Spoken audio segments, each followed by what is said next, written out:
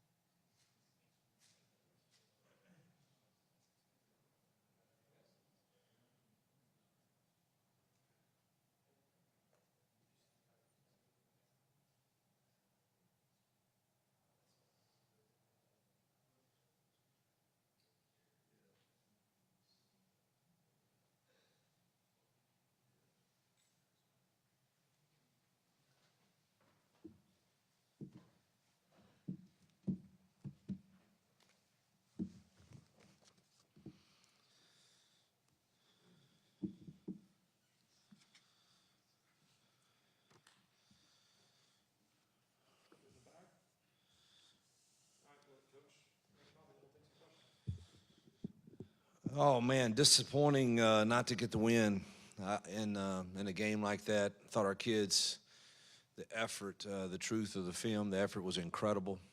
Um, it was a tale of two halves for sure.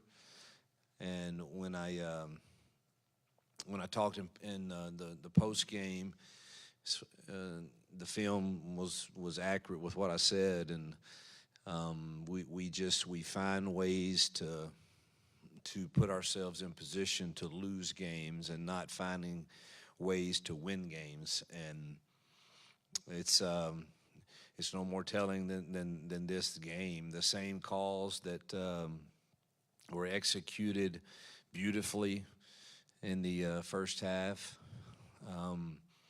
are some of the same calls that against the same looks that did not get executed in those game-defining critical moments.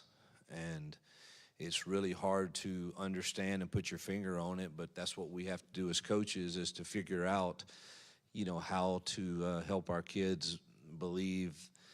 I think one of the most telling stats of the whole game, defensively, we were dominant, stopped the rushing game. We're really good on first down. That got us in some third and longs, and had our season low in MAs, 23, which is really, really good for an entire football game. However, on the 17-play drive that sealed the game for them, we had 11 of the 23. Same calls, against the same type of looks, and we don't keep the same poise and make the same plays that we had proven to make for 3 earlier quarters. Same thing offensively. A play that gains 15 yards early in the game against the same look has a -2 because we MA on a blocking assignment, or a pass that was an easy completion became much more difficult for some reason. And so it's we've got to start finding ways to win those games. Obviously, there were other factors in the game also that I thought deflated us somewhat, and but we've got to battle through all of that.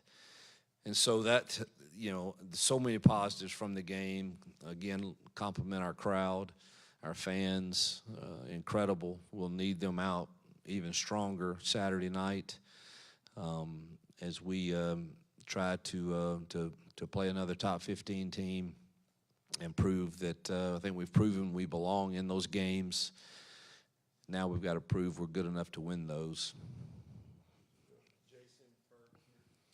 Hugh, any update on the status of Damari Austin? There's been some kind of smoke out there. Yeah, Damari failed to meet the expectations and standards of our program, and we love him, wish him the best, but that's where it's at. Hugh, are you guys considering a quarterback change? Have you considered a quarterback change at this point in the season? When you look at the first half, you're in love with what you see. When you look at the parts of the second half, you question why not the same throws, why not the same accuracy. So all of that is certainly worth looking at. We're always getting other guys reps for sure, but Jackson is who we're going with Saturday, and hopefully he gets off to that same start he did again and continues it now, throughout 4 quarters. Hugh, just on the status of the locker room, how have you seen the guys' response since that loss? And with Damari, does that confirm he's no longer with the program? The locker room is here's what I believe, and I think in this day and time, people feed off of trying to create things that may or may not be true.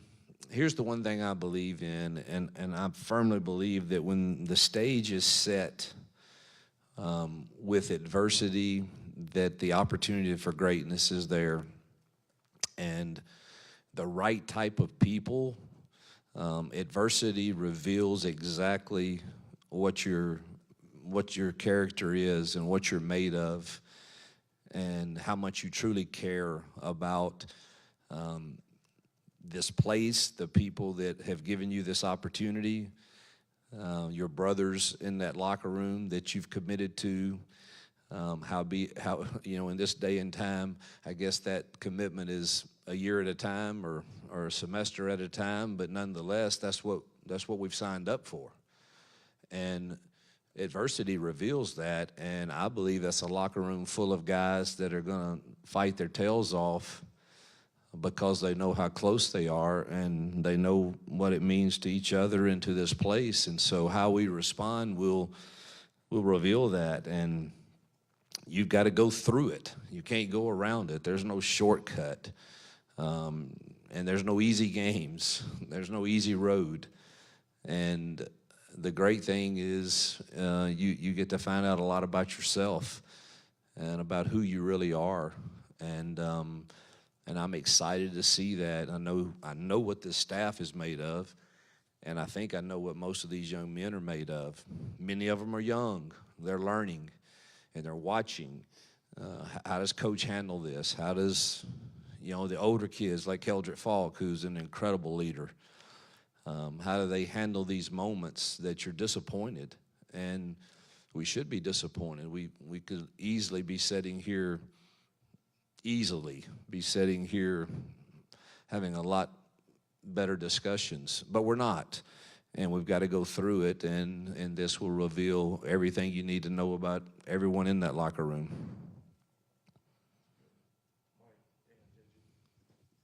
Coach, in follow-up with Peter's question about the locker room, at what point, though, is the results a reflection on the leadership and the coaching?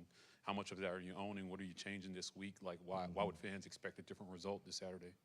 I can't control what your expectations are or what theirs are. I know what ours are. Ours are to get ready to go win a football game, just like they were last week. And I thought we had a really good plan for our kids to do that. You don't always win in this league, and we knew that when we came here, when we were starting to build, and we're there. And we do have to get different results, and we all know that when we sign up for it. But anybody that looks at it and doesn't see that it's very, very close and attainable really don't know what they're talking about.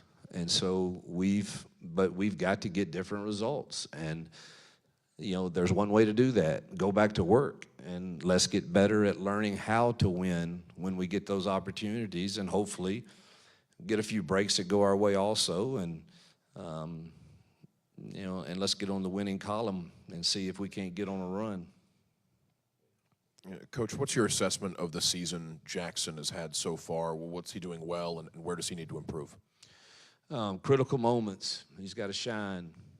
And I think he's done a lot of nice things. Obviously, he's taking care of the football for the most part. But certainly, I think he's got to have a little more poise in the pocket. And when we've got to have those critical throws, we've got to make them. And we've lacked some of that, and so that's where he's got to improve, and he knows it, and hopefully we'll see that Saturday. Yeah, Hugh, is Damari gone? I mean, is he gone, you won't be playing here anymore? Won't be playing here anymore. All right, so he's a very popular player. He's also a good player. I mean, how much of a kick in the teeth is that? Just, he's important. Next man up. We'll get Omar and Alvin and Justin and those guys ready to roll.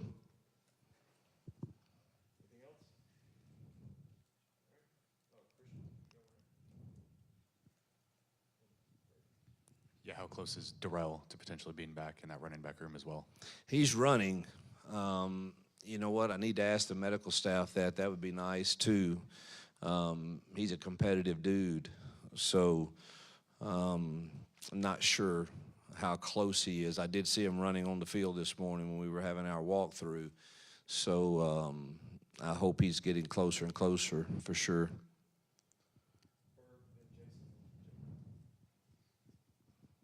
Hugh, offensive line on Saturday felt like protection was there a little bit more, than it had been in the past. You feel like that group took a step forward I do. from what you saw? Yeah. Again, it's if you look at 3 quarters, really for sure 2.5, pretty dominant. We're not playing a lot of guys. I don't know if the fourth quarter, them rotating defensive guys probably helped them some. Us not rotating as much. We looked a little. We didn't look the same as we looked the first quarter, for sure. But I thought they did. Man, I mean, the first half they were really dominant, and we got to find a way to sustain that for 4 quarters. You obviously know Eli really well. When you look at Missouri, look at this team, what stands out to you about Yeah, them? Eli's a good friend. I think he's one of the best football coaches in the country, and what he's done there is remarkable to continue to rebuild that roster year in, year out in today's times. Go find him players that fit his culture, his system, and he's done a great job. He's got Corey Batoon there, obviously, who's one of my good friends also that worked for me for years, I guess 7 or 8 years, and he's his defensive coordinator. So have great respect for them and their staff and the job they do. I think their defense is one of the better we faced. I think they're 4th in the league in total defense, and people aren't running the ball on them very much at all. And they're scoring points. Their quarterback and tailbacks and receivers are playing at a high level. Very talented team. Their quarterback understands the system Eli wants and plays within it, and then uses his legs very well when he needs to. It's a really good football team that we get an opportunity to test ourselves against. Hugh, you mentioned after the game that you felt like your team didn't play with the same energy in the second half after that fumble. Just as coaches, like, what do y'all have to do to make sure your team plays with that energy throughout all 4 quarters? Yeah, watching the film, I don't know that. I mean, the passion was still there, particularly defensively. I think offensively, some of the air was sucked out when we didn't go in 17-0 on the call. That I still disagree with, but the passion, the energy was still there. We just didn't play with poise and execute the same level that we had early on in the game. But I do think it was somewhat deflating for sure. Offensively, not to get, we should have had minimum 17 points for sure, if not more, heading into the half. Back to Missouri, Hardy's one of the best backs in the SEC, breaks a lot of tackles. Just defensively this week in practice, how much is wrapping up and gang tackling part of the message? Big, strong, really good running back, one of the better we faced. So that definitely will be an emphasis. I mean, obviously we put an emphasis each week on stopping the run, and this is no different. But he's one of the better we faced. Coach, without commenting on any specific official call, 3 weeks straight, it seems you're on the wrong end of a lot of what seemed like judgment calls. A couple weeks ago, the SEC took the unprecedented step of not only saying we got it wrong, but we're punishing officials involved. Did you get any more explanation after the game on some of the odd things that happened from an officiating standpoint? Yeah, I was on the phone quite a bit this weekend and had a conversation with Commissioner Sankey and with the Director of Officials, John McDade, and expressed how I felt. They listened. Obviously, they want their group to get it right all the time, and it's just there was some that did not get right, in my opinion, and they can disagree with me. They can, but it was it's hurting our football team, and it's hurt, in my opinion, our record, and. Some of it has to do with us for sure also. And so I had good conversations. Commissioner Sankey has always been one that I could talk to, whether I enjoyed the conversation or not, but he's a man that I think has great care for the people in this conference and you know, and our feelings and what we're going through. And I enjoyed my conversation with him. He understands. They get frustrated when things aren't done right also, but you know, unfortunately, it really doesn't help us, you know, when there's really nothing you can go back and do. So, but I did have good conversations with them, and I know that their intent is to do the best job possible they can, and it be equal for all that are playing this game in this great conference. And it's just felt like the last few weeks, it's we can't get a break that goes our way, and some sure look like they should, in my opinion, and many others' opinions. But at the end of the day, you trust that that everybody wants to do the best that they can, and I'm confident after my conversations with them that's still their goal. And again, it doesn't really help my feelings or the feelings of the Auburn fans or our locker room and our kids, but you definitely are going to have those conversations to try to plead your case and defend when things you feel like could have been done differently.